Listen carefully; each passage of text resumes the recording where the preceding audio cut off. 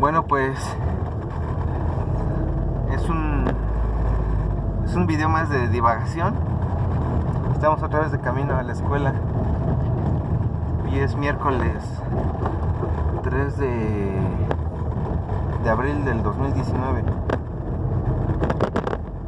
Y estaba hablando hace ratito con respecto al sentido de la vida. ¿Qué es la vida?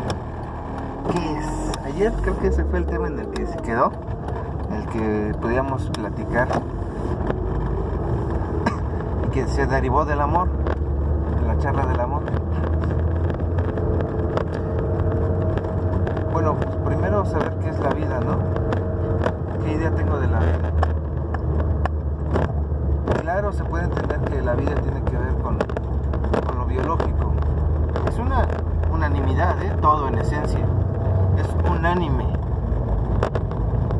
No hay una sola visión de lo que diga que es la vida, o que una ciencia diga que es la vida, o que sea la monopolizadora de la concepción y de la definición de la vida, porque eso es ridículo. Y en este caso yo también desde la filosofía, pues, no necesariamente tiene que ser verdadero, pero pues, uno lo intenta como ser humano. Ya hablaremos de la verdad, quizás mañana.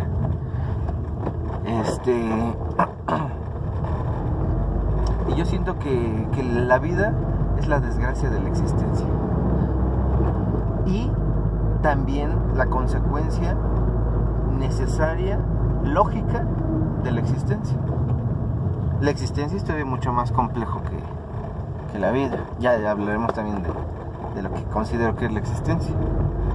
Ahora, si la vida es una consecuencia necesaria de la existencia, porque uno no pide vivir, uno no puede crear vida como tal, sí, con intermediario, es decir, a través de leyes naturales, pero que uno sea así como si fuera un dios, ¿no?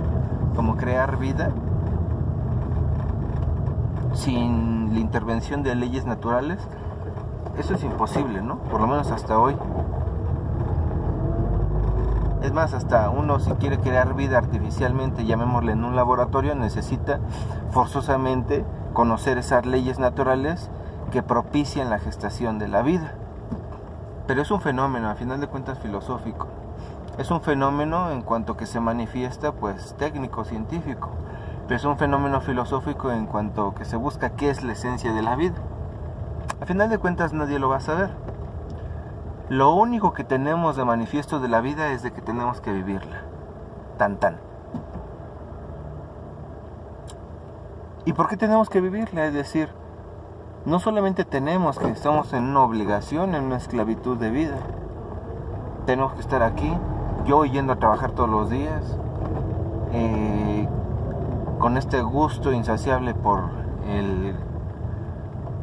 la divagación, el discernir de cuestiones, debatir quizás, aprender, leer, escribir, etcétera, a lo que le llamamos florecer o desarrollarse en un ámbito. Y la vida misma nos propicia eso, es decir, la vida, junto con lo que es, nos propicia también herramientas para que se siga gestando. Es decir, también aporta cosas a la existencia. En la vida encontramos dos elementos fundamentales y que ya hablaremos, nuevamente lo repito, de las dualidades que a mí me dan diarrea. Sí, pero pues, hay que mencionarlas para poder discernir y entender, ¿no? Por partes. Hay vida buena y hay vida mala. Así, fácil, de bote pronto. Una vida buena tiene que ver con vivir, algunos lo mencionan cómodo, a gusto, una vida hedonista, hedonista, del placer. Y hay otro tipo de vida que es la vida mala, no saber vivir. Si se dan cuenta, siempre tiene esa como intrínseca relación, el saber, el bien y la vida, por ejemplo, ¿no? Y en este caso, también la relación, el ignorar, o más bien no saber, que es lo mismo, el mal y el no vivir, es decir, que en este caso sería la muerte. Vida, bien y comodidad y conocimiento. Muerte, mal, malestar o enfermedad o dolor e ignorancia. ¿Por qué necesariamente tiene que ser así? Pues porque las estructuras humanas así lo plantean y no necesariamente es así. Hay dos cuestiones para mí muy importantes cuando uno se pone a reflexionar sobre la vida. Una, saliendo de la problemática de qué es la vida, sino viéndolo instrumentalmente, ¿qué te ofrece la vida? Son dos cuestiones. Uno, ¿qué es la vida? Y dos, ¿qué te ofrece la vida? En ese sentido, ¿tú por qué amas vivir? ¿Por qué te gusta vivir? ¿Por lo que es la vida en sí misma? Y si aceptas esa premisa, quiere decir que aceptas que la vida conlleva también inherentemente el dolor y la felicidad. Bueno, el placer, llamémosle placer y dolor. Sí. Pero si tú dices que te gusta la vida por lo que te ofrece la vida, ¿qué es aquello que el ser humano en su conciencia dice o se apega a lo que la vida le ofrece? Pues al placer, es decir, una vida hedonista. Nada más vean, pues no me voy caminando porque me da flojera, ¿no? Es decir, es más placentero ir en coche, en camión, en transporte, que en nuestras dos piernas, ¿no? Con la excusa de que está lejos y etcétera, etcétera. Es una vida placentera. Y afianzamos nuestro gusto entonces con respecto a la vida en el placer que nos provoca o nos produce. Pero la vida no solamente es eso. Es decir, cuando tú amas verdaderamente vivir, lo amas con todo y el paquete, es decir, el paquete de la muerte, del sufrimiento, del dolor. Vaya, dolor y sufrimiento, perdón, es distinto, ¿no? El dolor es algo necesario en la vida. El sufrimiento, eso sí es optativo. Uno decide sufrir cuando uno hace consciente el dolor y ahí se da golpes de pecho, ¿no? Es decir, uno se vuelve como que mártir de su propio dolor. Uno se flagela. La vida es entender que hay momentos de dicha, de placer y momentos de dolor. ¿Y tú por qué valoras la vida? Se valora porque la vida es en sí misma valiosa. Vaya, y aquí ya vienen problemas axiológicos, ¿no? O la vida se valora por lo que te ofrece la vida.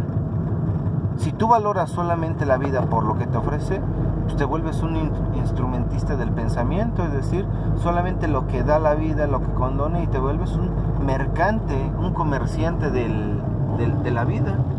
Si la vida no te da, pues entonces lloras, sufres como un comerciante, ¿no? Si no vende chiles, si no vende sus jitomates, si no vende sus playeras, si no vende los tenis, si ese comerciante no vende, si lo trata mal el comercio, en ese sentido es decir, que se le niega aquello o algunas cosas indispensables del comercio, pero del comercio, entonces quiebra el negocio, ¿no? Pues parece que pasa lo mismo con la vida.